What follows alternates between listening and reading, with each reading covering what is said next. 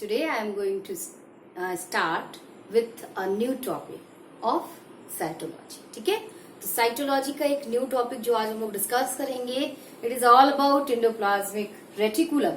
किसके बारे में बात करेंगे आज हम लोग? Endoplasmic reticulum, which is also regarded as endomembrane system. तो इसको और क्या हम लोग बोलते हैं? मतलब इट इज इंडोमेम्ब्रेन सिस्टम. ये कैसा है? Endomembrane system. ओके, देखो ध्यान देना, ये इंडोमेम्ब्रेन सिस्टम कैसे है? इंडो मतलब इनसाइड, मेम्ब्रेन के inside, system of thread like structure. Endomembrane system इसलिए भी इसको बोलते हैं. और भी हमारे ऑर्गेनल है जिसको इंडोमेम्ब्रेन सिस्टम कहेंगे, like our Golgi body is also endomembrane system, vacuoles is also endomembrane system, lysosomes is another endomembrane system. Together with endoplasmic reticulum, it forms a system of membrane. Hence, it is endomembrane system. अब देखो, endoplasmic reticulum का अपना एक literal मतलब होता है. वो मतलब क्या है? इंडो का मतलब होता है inside. Indo is for inside. ठीक है, क्या? प्लाज्मा मतलब प्लाज्मिक. तो ये साइटोप्लाज्मिक फ्लूइड की बात कर रहा है, इनसाइड साइटोप्लाज्मिक फ्लूइड. इनसे तो ये यहाँ पे क्या हो जाएगा? साइटोप्लाज्म. ठीक है. And this reticulum means network of thread. Reticulum means network of thread. ध्यान देना. तो thread like structure present inside the cytoplasm which gives a mechanical support to the cell itself. पूरी तरह से सेल को हमारा ये मैकेनिकल सपोर्ट देगा, एक डेफिनेट फ्रेमवर्क देगा. ये कैसे ये सब करेगा, किस तरह से ये इंपॉर्टेंट होता है किसी भी सेल के लिए, वही सब आज हम लोग डिस्कस करें. इन्हीं सारी बातों का डिस्कशन होगा इस इंडोप्लाज्मिक रेटिकुलम पे. अब ध्यान दीजिए, इन सारी बातों को हमारे पास, या हम इन सारी बातों को जाने कैसे? So how the discovery of this endoplasmic reticulum takes place? Who discovered it actually? यही मतलब है कि मतलब कौन बताया, किनके थ्रू हमको ये बात पता चली. तो भाई इसका डिस्कवरी का क्रेडिट जाता है डिस्कवरी ऑफ ईआर. बहुत बार ईआर ही लिखते हैं हम लोग, बहुत जगह. ER stands for endoplasmic reticulum. तो क्रेडिटेड इसकी डिस्कवरी हुई थी बाय पॉटर. ठीक है, in the year 1945 through microscope. Later on, after the development or advancement in microscope, like electron microscope जब आया तो उसके internal structure को भी हम लोगों ने देखा. लेकिन पॉटर साहब ने 1945 ईस्वी में क्या किया? इंडोप्लाज्मिक रेटिकुलम और थ्रेड लाइक स्ट्रक्चर्स को साइटोप्लाज्मिक फ्लूइड में ऑब्जर्व करा और इन्होंने इस चीज की बातें बताई.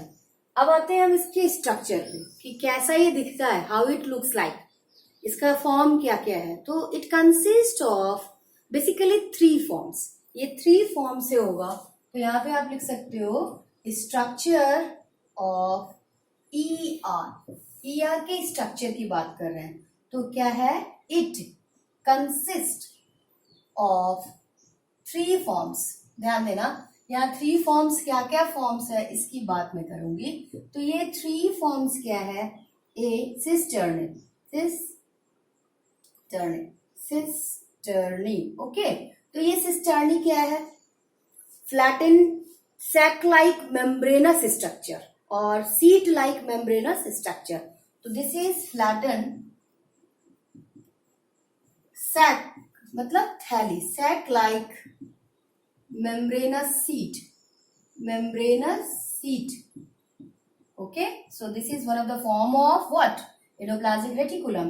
Second is tubular. तो tubular, तो इसको हम लोग कह सकते हैं tube like seat, tube like structure, which also form endoplasmic reticulum. And C is vesicle मतलब oval. vesicles यहाँ पे किसको बोल रहे हैं? Oval structure, vesicle Oval form. ठीक है, तो ये क्या है? These are the forms of endoplasmic reticulum. It consists of 3 forms: cisternae, tubular, and vesicle. And all these forms make a very beautiful structure of endoplasmic reticulum. Certain, अब देखते हैं हम लोग एंडोप्लाज्मिक रेटिकुलम दिखता कैसा है. ये तो थी इसकी फॉर्म की बात, लेकिन अब ये दिखेगा कैसा. तो इसके अपीयरेंस वाइज अगर हम देखें तो it because it is regarded as endomembrane system, तो ये दो मेम्ब्रेन के साथ अटैच है. एक है न्यूक्लियर मेम्ब्रेन और जाता है प्लाज्मा मेम्ब्रेन के पास. तो ये रहा हमारा न्यूक्लियस का एक छोटा सा मैं बना रही हूँ. ये रहा हमारा न्यूक्लियस, क्योंकि न्यूक्लियस में कहीं पे न्यूक्लियर पोर भी थे. आप रेफर कीजिएगा, कुछ वीडियोस के क्लिप मैंने न्यूक्लियस के स्ट्रक्चर को बताने से मैं बताया था. आप उसको भी देख के आराम से समझ सकते हैं कि ये क्या है. Actually this is the two membrane of nucleus. ये है inner membrane, inner nuclear membrane INM, और ये क्या है आउटर न्यूक्लियर. तो always the endoplasmic reticulum associated with the outer nuclear membrane. तो ये हमारा आउटर न्यूक्लियर मेम्ब्रेन के साथ है. एंड सीट लाइक, तो ये रहा सीट लाइक. ठीक है, it is Indo membrane system and associated with to membranes. Means endoplasmic reticulum का कनेक्शन दो मेम्ब्रेन के साथ है, इसलिए भी ये अपना फंक्शन बड़ा ही अच्छे से कर सकता है. जो फंक्शन है इसका transport of protein and transport of what, transport of lipid, जो भी हम लोग देखेंगे. ये है हमारा एंडोप्लाज्मिक रेटिकुलम. ये जो सरफेस है, this surface is bounded with sometimes bounded with this structure और beads like structure present over the surface of endoplasmic reticulum.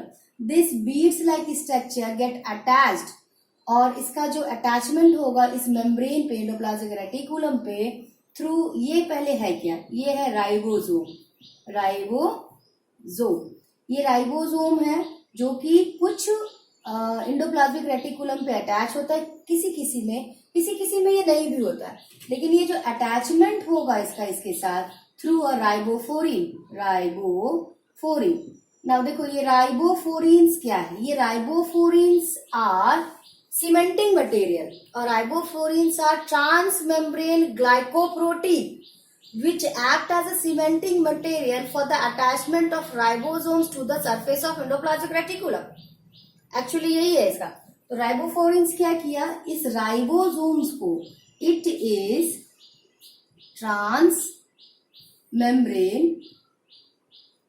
Glycoprotein which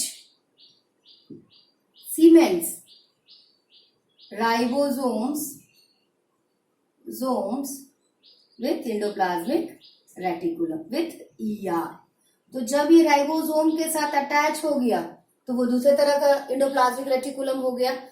किसी में नहीं है तो उसको अलग तरह का एंडोप्लाज्मिक रेटिकुलम बोलेंगे. On this basis it is of two types. इसी के ग्राउंड पे क्या वहां पे राइबोसोम है या राइबोसोम नहीं है, इसी ग्राउंड पे हम अब इसके बाद देखेंगे कि टाइप्स ऑफ एंडोप्लाज्मिक रेटिकुलम. तो यहाँ पे क्या होता है, कुछ tubular seeds like structure are also present. So इसके मेम्ब्रेन पे ये इस तरह से कोडेड है. किसी में रहेगा कहीं पे, और कहीं पे अगर इस साइड बनाते हैं स्मूथ एंडोप्लाज्मिक रेटिकुलम, जिसमें कि हो सकता है वहां पे वो नहीं रहे. आप इस साइड इधर देख ले, ये है इसी का स्मूथ बनाने के लिए इसमें किसी तरह का कोई मेम्ब्रेन हम देंगे नहीं. और ये इस तरह से ट्यूबुलर, तो यहाँ पे ये भी होगा सीट लाइक स्ट्रक्चर. ये तो ये जो इन दोनों के बीच का जो स्पेस है इसको बोलते हैं cisternal space. Cisternae is a form, देखो सिस्टर्ने, और इसको स्पेस बोलेंगे. ठीक है, और ये जो ट्यूब लाइक हुआ तो ट्यूबुलर फॉर्म्स हो गया.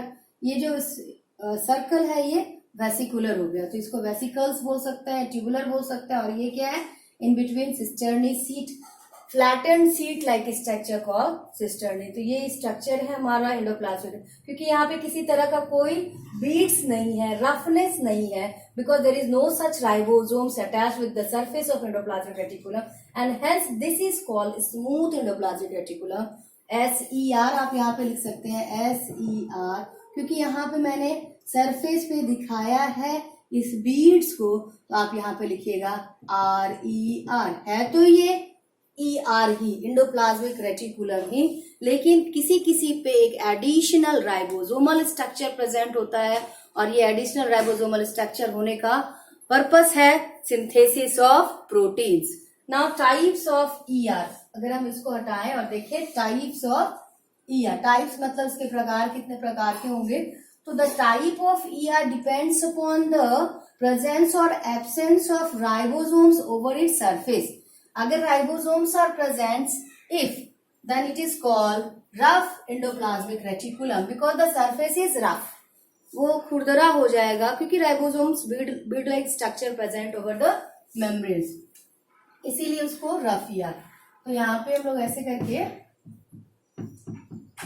ध्यान से देखिए इसको, अब हम लोग क्या देख रहे हैं, टाइप्स, किसका टाइप्स, टाइप्स ऑफ ER, ठीक है, endoplasmic reticulum. There are basically two types of ER on the basis of presence or absence of ribosomes. So if it is present, called rough endoplasmic reticulum, endoplasmic reticulum, reticulum का मतलब क्या था, thread like structure.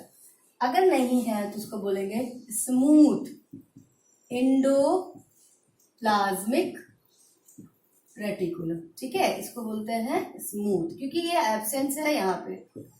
इसका अपना अपना function है क्योंकि endoplasmic reticulum तो एक ही है लेकिन रफ होता है बिकॉज ऑफ राइबोसोम, तो यहाँ लिख सकते हैं प्रोटीन सिंथेसिस ये काम करेगा क्योंकि राइबोसोम्स का बेसिकली फंक्शन क्या होता है, टू सिंथेसाइज प्रोटीन, तो प्रोटीन सिंथेसिस का क्रेडिट जाता है हमारे रफ एंडोप्लाज्मिक रेटिकुलम को, जबकि smooth endoplasmic are devoid of ribosomes and hence it has its function in synthesis of lipids, synthesis of lipids, steroids, यहाँ पे लिख सकते हैं steroids are also type of lipid, तो स्टेरॉइड्स भी है और लिपिड भी बनाता है। आप ये भी थोड़ा सा ध्यान देना है यहाँ पे क्या कि लिपिड और प्रोटीन जो कि बन रहा है एंडोप्लाज्मिक रेटिकुलम पे, यही लिपिड और प्रोटीन हमारा मेम्ब्रेन को भी बनाता है।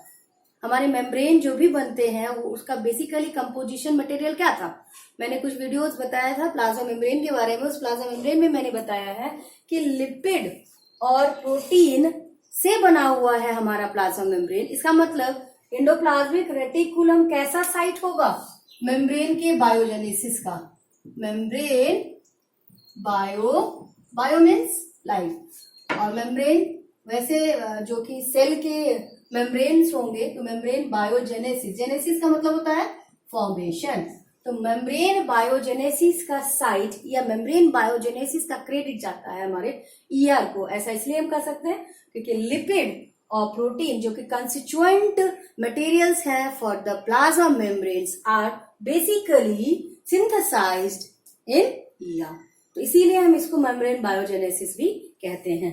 तो ये तो था दोनों हमारे टाइप्स ऑफ एंडोप्लाज्मिक रेटिकुलम के।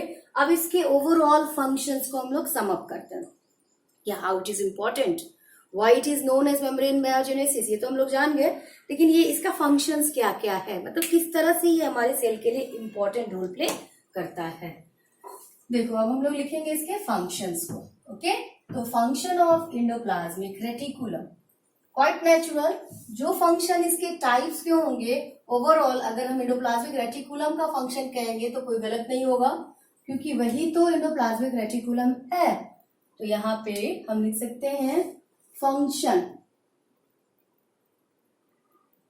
फंक्शंस ऑफ ER का फंक्शन। तो ध्यान देना जो फंक्शन था RER या SER का वही फंक्शन इसका होगा, तो it is site for protein and lipid synthesis. देखो ये दोनों बना, लेकिन बनने के साथ साथ इसका ट्रांसपोर्टेशन जो होगा इंट्रासेलुलर, सेल के अंदर ही जो ट्रांसपोर्ट होगा, इसका भी क्रेडिट हमारे एंडोप्लाज्मिक रेटिकुलम को ही जाता है। ऐसा क्यों?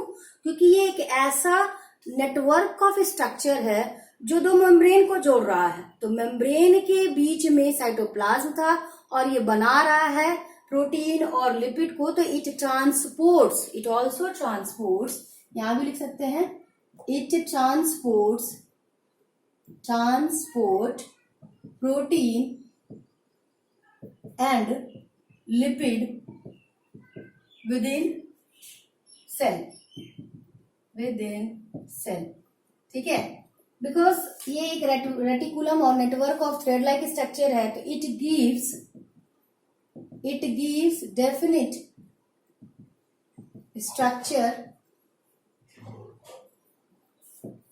और फ्रेमवर्क, यहां पे आप लिख दो फ्रेमवर्क टू सेल, ठीक है। सेल को एक डेफिनेट फ्रेमवर्क देता है। ये मैकेनिकल सपोर्ट भी दिया, it provides mechanical support,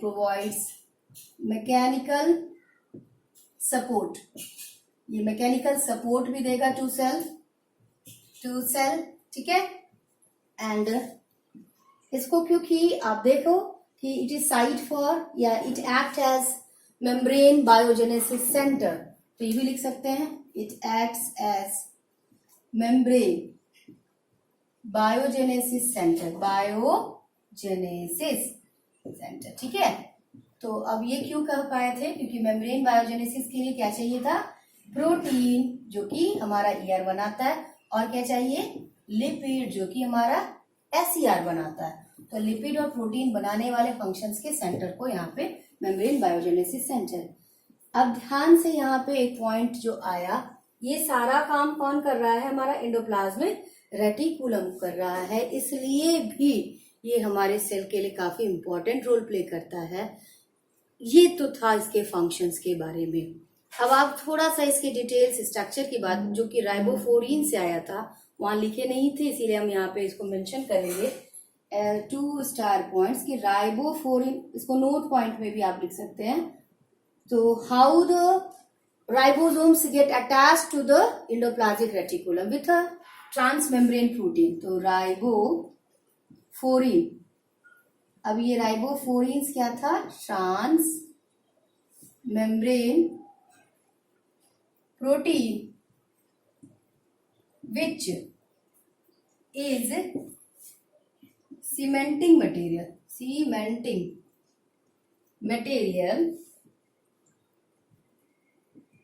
for ribosomes to